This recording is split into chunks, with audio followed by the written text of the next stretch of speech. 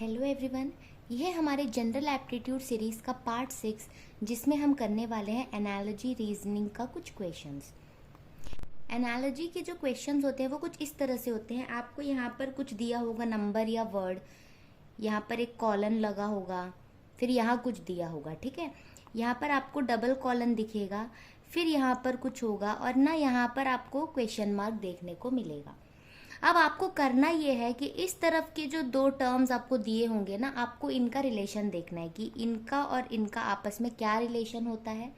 उसी तरह से आपको यहाँ पर कुछ तो दिया होगा, उस हिसाब से आपको क्या करना होगा, सिमिलर वे में जैसे इनका रिलेशन है वैसे इनका भी रिलेशन ढूंढना है और फिर ऑप्शन में से क्वेश्चन मार्क को फाइंड आउट करना है।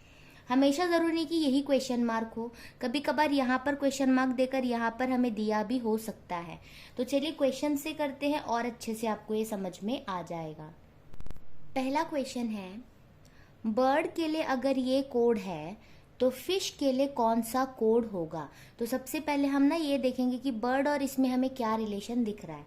सबसे पहले देखिए, जो बर्ड है वो तो 4 लेटर का है, लेकिन यहाँ पर देखिए कितने हैं, 1 2 3 4 5 6 7 8। यानी हम क्या देखेंगे, बी के लिए 2 अल्फाबेट का यूज किया गया है, आई के लिए 2 अल्फाबेट का यूज किया गया है, सिमिलरली आर एंड डी के लिए भी। तो हम यहाँ पर क्या देखेंगे, बी को क्या दिया हुआ है, ए वाई, आई के लिए क्या दिया हुआ है, एच आर, आर के लिए क्या दिया हुआ है, क्यू आई, एंड डी के लिए क्या दिया हुआ है, सी डब्ल्यू। अब यहाँ पर हम क्या देखेंगे, आपको एक चीज यहाँ पे दिख रहा होगा, जैसे ये ए है, ए के बाद बी आता है वो यहाँ पर आपको दिखेगा, एच के बाद आई आता है वो आपको यहाँ दिख रहा है, क्यू के बाद अल्फाबेट में आर आता है वो दिख रहा है, और सी के बाद डी आता है। तो कुछ इस तरह का रिलेशन है। तो हम सेकंड वाले में जाएंगे ही नहीं क्योंकि हमें बहुत जल्दी इसे सॉल्व करना होगा। तो उसी तरह अगर हम फिश के लिए देखें तो मुझे क्या देखना होगा, यहाँ पे जैसे ए के बाद बी आता है, यानी बी के पहले ए, तो एफ के पहले क्या आएगा, ई आएगा, आई के पहले क्या आएगा, एच आएगा, एस के पहले आर आएगा और एच से पहले जी आएगा। इतना क्लियर है। अब आप इस तरह भी देख सकते हैं, ई एफ, एच के बाद आई, आर के बाद एस, जी के बाद एच। तो यहाँ पर जो सेकंड वाला जो टर्म है वो हमने देखा नहीं, बट हम इतना समझ जाएंगे कि alternate E H R G होना चाहिए। तो ई एच आर जी यहाँ पे दिख रहा है, बाकी कोई सा भी ऐसा ऑप्शन नहीं है जिसमें ई से शुरुआत हो रही हो, तो यही हमारा करेक्ट ऑप्शन होगा। आप ऐसे भी देख सकते थे, जैसे ए के बाद बी आता है, एच के बाद आई आता है, तो आप समझ जाओगे कि ई के बाद ही एफ आता है, तो पहला अल्फाबेट तो ई होना चाहिए, और वो तो सिर्फ ऑप्शन ए में दिख रहा है। तो ऐसे भी आप बिना बाकी का देखे डायरेक्ट इस पे टिक लगा सकते हो। तो ऐसे आपको समय बचाना होता है यहाँ पर, लेकिन मैंने आपको पूरी तरह से बताया है कि आप इसे कैसे कर सकते हैं। क्वेश्चन नंबर 2 देखिए, 381 के लिए 160 दिया हुआ है, तो 478 के लिए क्या होगा ये हमें निकालना है। तो हम क्या करते हैं, जो चीज़ हमें दी होगी ना, हम उसे कुछ इस तरह से लिख के देखते हैं। 381, उसके नीचे हम यहाँ पे लिख लेते हैं 160। सबसे पहले हम ये देखते हैं कि क्योंकि 3 डिजिट के हैं, तो हम ऐसे देखते हैं 3 में हम ऐसा क्या करें कि हमें 1 मिले। हम 3 में -2 करेंगे तो 1 मिल जाएगा। 8 में ऐसा क्या करें कि 6 मिले, 8 में भी -2 करेंगे तो 6 मिल जाएगा। लेकिन 1 में हमें क्या करना होगा, -1 करना होगा। तो कुछ इस तरह का पैटर्न आपको यहाँ पे दिख रहा है। तो आप वही चीज इसमें भी ट्राई करके देखिए। जैसे हमने देखा पहले वाले में -2 किया था, तो 4 में से 2 जाएगा तो 2 रहेगा। सेकेंड वाले में भी हमने -2 किया था, तो 7 से 2 जाने पर 5 रहेगा। और थर्ड वाले पे हमने -1 किया था, तो 8 से -1 होने पर 7 आएगा। तो इसके करस्पॉन्डिंग हमें दिख रहा है 257।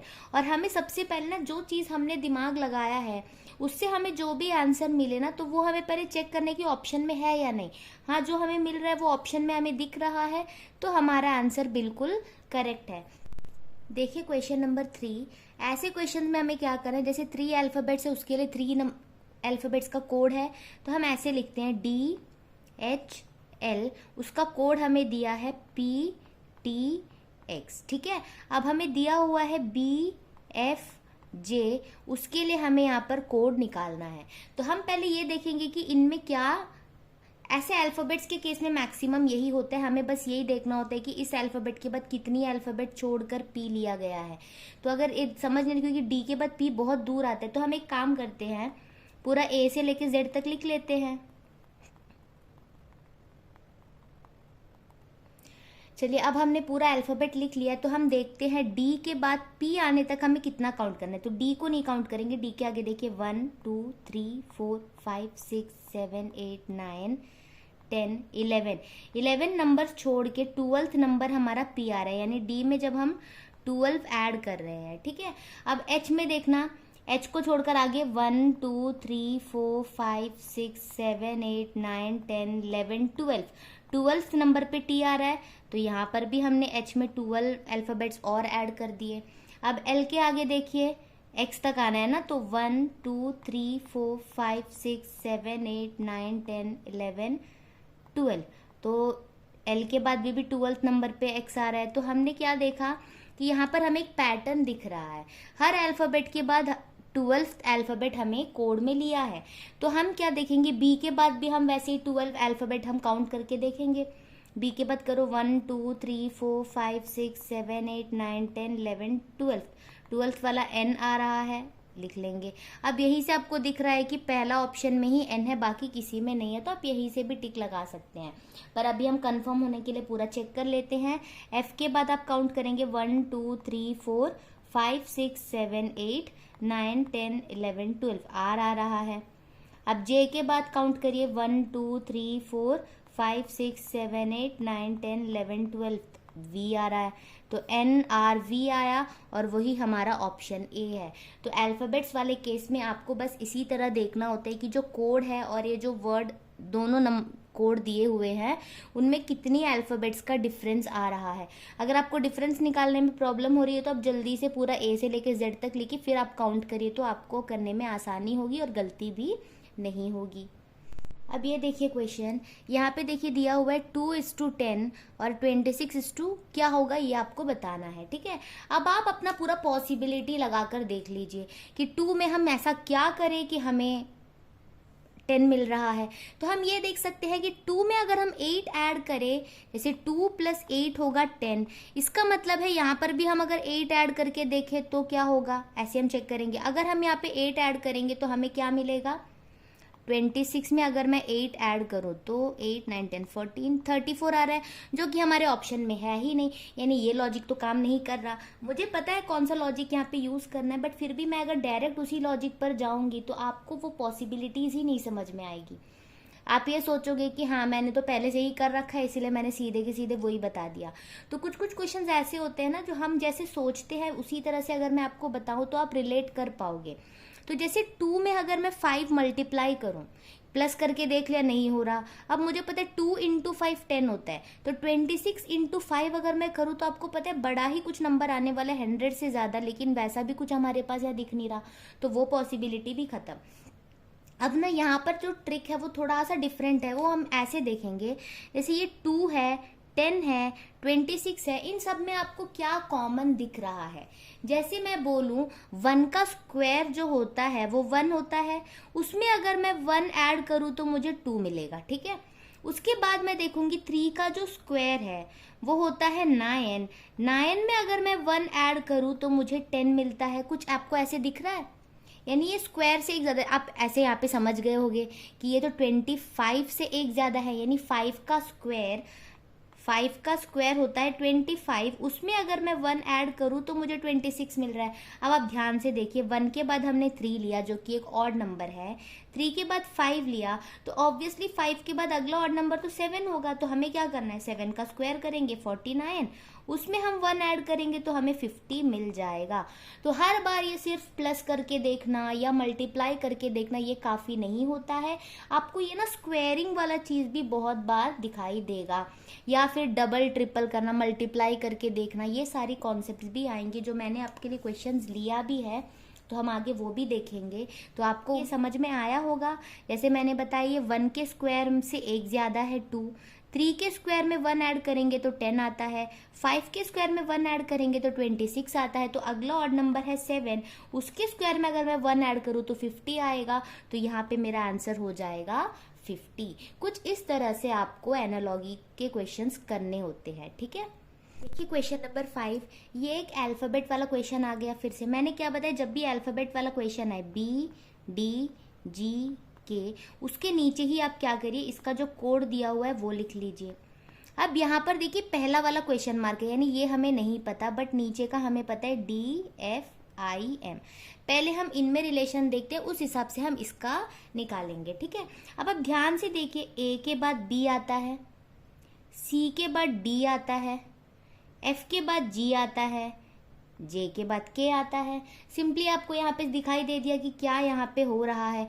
तो उसी तरह आप कह सकते हैं D के बाद E आता है, F के बाद G आता है, I के बाद J आता है, M के बाद N आता है। तो यहाँ पे हमारा कोड क्या बन जाएगा, EGJN। EGJN हमारा ऑप्शन बी है। तो ये तो बहुत ही आसान था ना। क्वेश्चन नंबर 6 देखिए, ये वाला जो है एक वर्ड टाइप हो गया, तो यहाँ पे आपको मीनिंग समझ में आनी बहुत ज़रूरी है।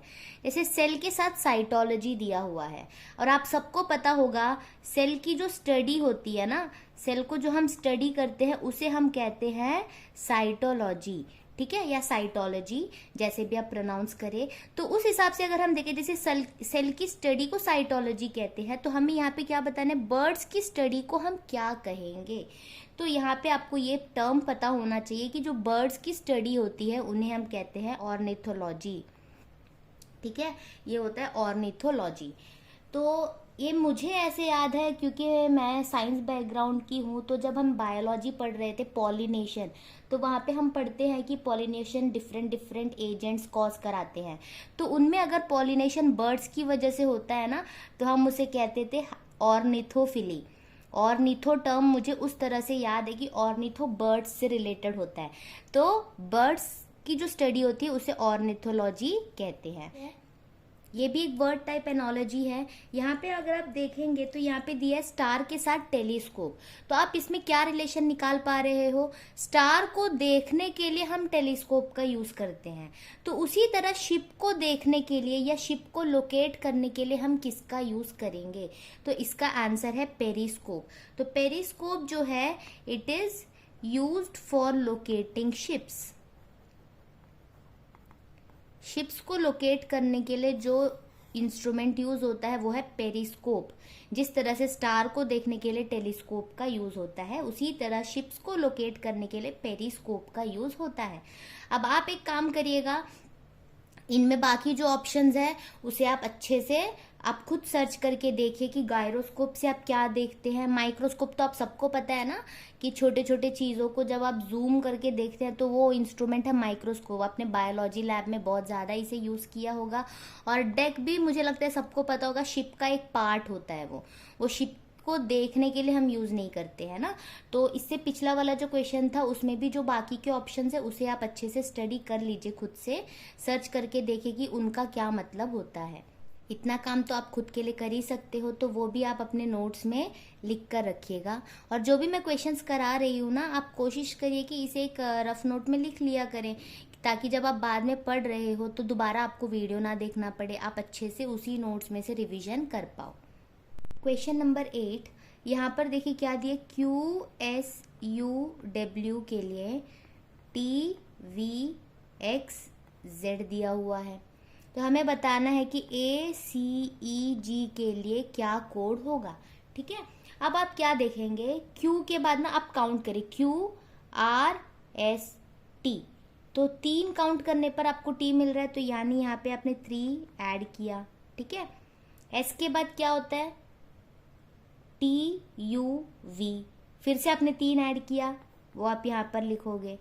U के बाद क्या होता है, VWX, फिर से आपने 3 ऐड किया तब X आया। फिर आप देखेंगे W के बाद XYZ, फिर से आपने 3 ऐड किया तब Z आया। तो सब में आपने 3 ऐड किया। उसी तरह से आप यहाँ पे सबके साथ करके देखिए। A के बाद BCD, तो यहाँ पे आप लिखेंगे D, यहीं से आपको मिल गया ऑप्शन C। फिर भी आप चेक करिए, C के बाद DEF, E के बाद FGH, G के बाद HIJ, तो आपको क्या कोड मिल रहा है, DFHJ वो आपको यहाँ पर मिल गया। तो इस तरह से, क्योंकि अल्फाबेट्स वाला जो होता है वो बहुत ही आसान होता है, नंबर्स वाले में थोड़ा सा लोचा होता है कि आपको उसे ऐड करके देखना है या मल्टीप्लाई करके देखना है या स्क्वेयरिंग वाला कोई चीज़ आ गया, बट अल्फाबेट्स वाला बहुत ही आसान होता है। आपको बस यही देखना होता है कि हर एक अल्फाबेट में कितने कितने का डिफरेंस आ रहा है, उस हिसाब से आप दूसरा जो है क्वेश्चन मार्क वाला निकाल सकते हैं। अगला क्वेश्चन देखिए, 12 के लिए अगर 54 है तो 15 के लिए क्या आएगा। सबसे पहले तो मैं यही करती हूँ कि मैं इसमें ऐड करके देखती हूँ, जो नंबर ऐड करना पड़ रहा है वो मैं इसमें भी ऐड करके देखती हूँ। तो मुझे ये समझ में आ जाएगा कि अगर मैं 12 में 42 ऐड करूँगी तो 54 आ रहा है, तो मैं यहाँ पर भी वही चीज़ अप्लाई करूँगी। 15 के साथ मैं 42 ऐड करके देखती हूँ तो मुझे क्या मिल रहा है, 57। बट 57 मेरा किसी भी ऑप्शन में नहीं दिख रहा है, यानी ये जो ऐड करने वाला कॉन्सेप्ट है वो यहाँ पर फेल हो गया। अब हम क्या करेंगे, मल्टीप्लाई करके देखें तो भी हम क्या देखेंगे, 12 की टेबल में ना 12, 24, 36, 48, 60 इस तरह से नंबर्स आते हैं, 54 तो कहीं आया ही नहीं। तो अब हम क्या देखेंगे, और ये किसी स्क्वायर से भी मिलता जुलता तो लग नहीं रहा, मुझे तो नहीं लग रहा। अगर आपको लग रहा है तो आप स्क्वायर की तरह भी चेक करके देख सकते हैं। पर हम यहाँ पर एक चीज़ ये नोट करेंगे कि जो 12 है उसको अगर मैं 5 टाइम्स मल्टीप्लाई करूँ तो 60 आ रहा है, बट उस 60 से ये कितना कम है, 6 कम है। तो मैं ये बोल सकती हूँ कि जो 12 था उसे मैंने अगर 5 से मल्टीप्लाई किया तो मुझे क्या मिल रहा है, 60 मिल रहा है, और इसमें अगर मैं 6 को सब्ट्रैक्ट करूँ तो मुझे मिलेगा 54। ठीक है, अब इस चीज़ को, क्योंकि मुझे बस यही देखना है कि 12 में मैं क्या करके 54 ला सकती हूँ। 12 को मैं 5 से मल्टीप्लाई करके अगर 6 से माइनस कर दूँ तो मुझे 54 मिल रहा है। वही चीज़ अब मैं 15 के साथ करूँगी। जैसे आपने पहले 12 को 5 से मल्टीप्लाई किया, मैं भी 15 को 5 से मल्टीप्लाई कर दूंगी। ठीक है, अब इन दोनों को मल्टीप्लाई करने पर मुझे मिलेगा 75। अब जैसे यहाँ पर हमने -6 किया, इसमें भी हम -6 करेंगे। अब 75 से अगर आप 6 रिमूव कर दो तो आपको मिलेगा 69, और वो आपको ऑप्शन में दिख रहा है, यानी ये वाला कॉन्सेप्ट यहाँ पर बिल्कुल सही है। तो आपको कैसे भी करके 12 को 54 कैसे बना सकते हैं ये आपको सोचना है, वो हमने पहले देखा, और वही सेम चीज़ हमने जब 15 के लिए अप्लाई की तो वो हमें एक ऑप्शन दे रहा है, तो यही हमारा करेक्ट ऑप्शन होगा। देखिए क्वेश्चन नंबर 10, ये भी अल्फ़ाबेट वाला है। तो KLMN, इसके लिए आपको दिया हुआ है IJKL, और आपको पूछा है TUVW के लिए क्या आएगा। तो आप पहले ये देखिए K और I के बीच में क्या रिलेशन है। ठीक है, आपको पता है I पहले आता है, IJK, I के बाद JK 2 आता है ना, तो यहाँ पे आपने इस तरह से +2 किया। ठीक है, J के बाद KL 2 ऐड किया तो आपको L मिल रहा है। इसी तरह K के बाद LM, फिर से आपने 2 ऐड किया, और यहाँ पे L के बाद MN। तो इस तरह से क्या होता है, यहाँ पे नीचे से ऊपर आप ऐड कर रहे हो, या बोल सकते हो कि K में से 2 सब्ट्रैक्ट कर रहे हो। जब नीचे से आप +2 कर रहे हो, इसका मतलब है ऊपर से -2 कर रहे हो। तो आपको ये बताना है कि T से 2 अल्फ़ाबेट पहला कौन सा होता है, R के बाद ST, करेक्ट है। U से 2 पहला अल्फ़ाबेट क्या होता है, S के बाद TU। ठीक है, V से पहला 2 अल्फ़ाबेट क्या होता है, T, क्योंकि T के बाद U आता है फिर V आता है। ठीक है ना।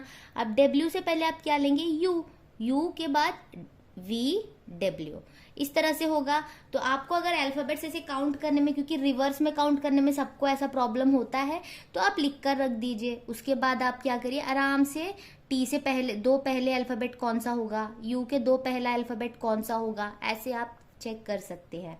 तो RSTU इसका करेक्ट ऑप्शन हो जाएगा।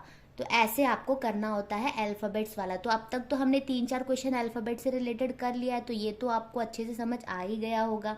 अगर आपके एग्जाम में कभी ऐसे अल्फ़ाबेट वाला क्वेश्चन आएगा तो श्योर हूँ कि आप ये करके आओगे, पर नंबर वाले में आपको प्रैक्टिस की ज़रूरत है। आप जितना ज़्यादा डिफरेंट वेराइटीज़ ऑफ नंबर्स को देखोगे तो एग्ज़ाम में आप उसे पहचान भी पाओगे बहुत अच्छे से। तो आप प्रैक्टिस अच्छे से करिएगा। देखिए क्वेश्चन नंबर 11 में फिर से हमने नंबर को लिया है, तो हम पहले ये देखेंगे 48 और 63 में क्या रिलेशन है। सबसे पहला आपको ये दिखेगा 48 में अगर मैं 15 ऐड करूं तो मुझे 63 मिल सकता है। तो उस तरह मैं क्या करूंगी, अब 80 में जैसे इसमें 15 ऐड किया, 80 में 15 ऐड करके देखो आपको 95 मिलेगा, पर वो हमारे किसी भी ऑप्शन में नहीं दिया हुआ है, तो ये हम काट देंगे, ये हो नहीं सकता। अब आप ध्यान से अगर देखो तो आपको ये दिखेगा कि 48 जो है 7 के स्क्वायर के आसपास लग रहा है, 63 8 के स्क्वायर के आसपास लग रहा है, ये 9 के स्क्वायर के आसपास लग रहा है। जैसे हमें पता है 7 का स्क्वायर 49 होता है, 8 का स्क्वायर 64 होता है, 9 का स्क्वायर 81 होता है। अगर मैं इसमें से -1 कर दूं तो 48 आता है, 64 में से 1 हटा दूं तो 63 आता है, 81 से 1 हटा दूं तो 80 आता है। यही 3 नंबर तो हमें यहाँ पर दिए हैं। इसका मतलब 7 8 9 के बाद अगला हमारा 10 होगा, 10 का स्क्वायर 100 होता है, 100 से 1 हटाओगे तो क्या आएगा 99, यानी इसका आंसर हो जाएगा ऑप्शन सी 99। तो देखा आपने कितना आसान होता है ये। आपको अब दिमाग में ये भी आ गया होगा कि कहीं ना कहीं स्क्वायर भी हमें चेक जरूर करना है। देखिए ये एक वर्ड वाला क्वेश्चन है, फायर से बर्न। तो यहाँ पे दोनों ही हमारे पास क्वेश्चन मार्क है, तो हमें चारों ऑप्शन में से चुनना है। तो हमें ये देखना होगा कि इनके बीच में किस टाइप का रिलेशन है। फायर के साथ आपको बर्न दिया है ना, तो बर्न का क्या मतलब, जैसे हमें पता है फायर लगेगा तो बर्न होती है, यानी फायर कॉजेज बर्न। तो हम क्या कह सकते हैं, फायर कॉजेज बर्न। अब ये चीज ना आप सब में रख कर देखो, वाटर कॉजेज ड्रिंक, पॉसिबल है क्या? वाटर को हम पीते जरूर है, पर वाटर ड्रिंकिंग कॉज करता है क्या? नहीं। वुड कॉजेज ट्रीज, वुड तो ट्री से हमें मिलता है, बट वुड कॉजेज ट्रीज ये भी कहीं मैच नहीं कर रहा। आइस कॉजेज फ्रीज, ये हो सकता है, जैसे फायर से बर्न होता है, आइस फ्रीज होता है, ये हो सकता है। अब यहाँ पे देखिए फ्लावर कॉजेज रोज, फ्लावर से रोज, ये भी नहीं होगा। यानी कि जैसे फायर से बर्न होता है, वैसे आइस से तो फ्रीज होता है ना, पर वुड से ट्रीज होता है नहीं, फ्लावर से रोज होता है नहीं, वाटर से ड्रिंक होता है नहीं। तो ये हमारा यहाँ पे करेक्ट ऑप्शन हो जाएगा। अब ये भी एक अल्फाबेट वाला क्वेश्चन आ गया। जेपीसी के लिए कोड GMZ है, तो PUV के लिए क्या होगा? तो जैसे हम करते हैं JPC GMZ। अब आप बताइए G और J में से कौन पहले आता है? G पहले आता है ना, तो हम क्या देखेंगे, G में G के बाद HIJ, यानी 3 अल्फाबेट बाद J आता है। M के बाद NOP, वापस इसमें भी 3 आया। Z के बाद क्या होता है, Z फिनिश हो गया, फिर हम A से शुरू करेंगे, तो ABC। तो यहाँ पर हमने क्या देखा, इन सब में हम 3 ऐड कर रहे हैं। तो वैसे ही यहाँ पे अगर P, U और V आना है, तो यहाँ पे हमें कुछ ऐसे अल्फाबेट्स लेने होंगे जिसमें 3 ऐड करने पर ये आ रहा होगा। तो P से 3 पीछे अगर हम करेंगे तो हमें यहाँ पर मिलेगा M, क्योंकि M के बाद NOP होता है, ठीक है। U से 3 अल्फाबेट पहले हमारे पास R आता है, क्योंकि R के बाद क्या होता है STU, ठीक है।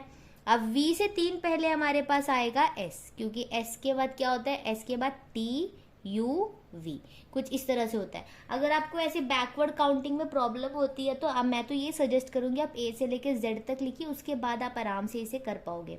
तो MRS इसका आंसर होगा, वो है ऑप्शन A। अब देखिए ये क्वेश्चन, 5 के लिए 130 है, तो 6 के लिए क्या होगा ये बताना है। तो हम पहले ये देखेंगे, 5 में मैं 125 ऐड करूं तो मुझे 130 मिलता है, लेकिन अगर मैं 6 में 125 ऐड करूं तो मुझे तो 131 मिलना चाहिए, पर वो तो हमारे ऑप्शन में है ही नहीं। तो हम क्या करेंगे, ये वाला मेथड यूज नहीं करेंगे। पर हम एक चीज यहाँ पर देख सकते हैं कि जो 125 हमने ऐड किया है ना, ये कहीं ना कहीं 5 का क्यूब है, ये पता है आपको। 5 इंटू 5 इंटू 5 125 आता है। उस तरह मैं एक काम कर सकती हूँ, यहाँ पे 125 लेने के बजाय, जैसे 5 के लिए मैंने 5 का क्यूब लिया है, तो 6 के लिए मैं 6 का क्यूब लेकर देखती हूँ, ठीक है। तो 6 का क्यूब अगर आप करोगे तो आपको मिलेगा 216, और इसमें आपको ऐड करना है 6, क्योंकि यहाँ पर भी हमने 5 के क्यूब में 5 ऐड किया था, तो यहाँ पे आपको 6 के क्यूब में 6 ऐड करना है। तो अगर आप यहाँ पे 6 ऐड करोगे तो आपको मिलेगा 222, और वो आपके ऑप्शन में विजिबल है, तो ऐसे आप कर सकते हो। क्योंकि आपने देखा यहाँ 125 ऐड हो रहा था, 125 ऐड करने पर तो आंसर मिल नहीं रहा, पर आपने ये चीज जरूर देख ली कि 125 तो 5 का क्यूब होता है। 5 के लिए अगर आपने 5 का क्यूब लिया तो 6 के लिए आप 6 का क्यूब लोगे, और जैसे यहाँ पे ऐड हुआ है वैसे आप यहाँ पर भी ऐड करोगे, तो आपको आंसर मिल जाएगा। बस एक आखिरी क्वेश्चन रह गया है, वो भी कर लेते हैं। अब ये देखो, 9 के लिए 14 है तो 15 के लिए क्या होगा। सबसे पहले मैं क्या देखूंगी, 9 में अगर मैं 5 ऐड करूं तो 14 आ रहा है, उसी तरह अगर मैं 15 में 5 ऐड करूं तो 20 आना चाहिए, जो हमारे ऑप्शंस में नहीं है, तो हम ऐड नहीं कर सकते। अब अगला हम ना मल्टीप्लाई करके देख लेते हैं, क्योंकि ये तो 3 का स्क्वायर है, बट ये तो किसी का स्क्वायर दिख नहीं रहा, तो ये स्क्वायर वाला कॉन्सेप्ट हम लेंगे नहीं, ठीक है। तो हम यहाँ पे क्या करेंगे, जैसे 9 है, 9 को अगर मैं 2 से मल्टीप्लाई करूं तो मुझे क्या मिलेगा, 18। अब 18 से अगर मैं 4 को माइनस करूं तो मुझे मिलता है 14, ठीक है। कुछ इस तरह से अब मैं 15 के साथ करके देखती हूँ। जैसे यहाँ पे मैंने 9 को 2 से मल्टीप्लाई किया, वैसे 15 को भी मैं 2 से मल्टीप्लाई करूंगी, तो यहाँ पे मुझे मिलेगा 30। और यहाँ पे जैसे हमने 4 सब्ट्रैक्ट किया, यहाँ पर भी वही चीज करते हैं, तो क्या हो जाएगा, 30 में से 4 चला जाएगा तो क्या मिलेगा हमें, 26, और वो हमें ऑप्शन में दिख रहा है, तो यही हमारा करेक्ट आंसर होगा।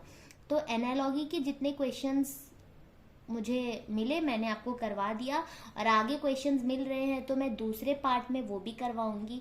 और मैं अभी अगला आपके लिए लेकर आने वाली हूँ वेन डायग्राम का क्वेश्चंस, ठीक है, जो बहुत इजी होता है, बट क्योंकि बहुत लोगों को वेन डायग्राम समझ नहीं आता है या उन्हें वेन डायग्राम का कॉन्सेप्ट नहीं पता होता है, तो वो क्वेश्चंस को अटेम्प्ट नहीं कर पाते हैं, तो मैं अगले पार्ट में वो करवाऊंगी। अगर आप वो देखना चाहते हैं तो चैनल को सब्सक्राइब कर दीजिए और बेल आइकन को क्लिक कर दीजिए, ताकि जब भी मैं वो वीडियो अपलोड करूँ आपको नोटिफिकेशन मिल जाए।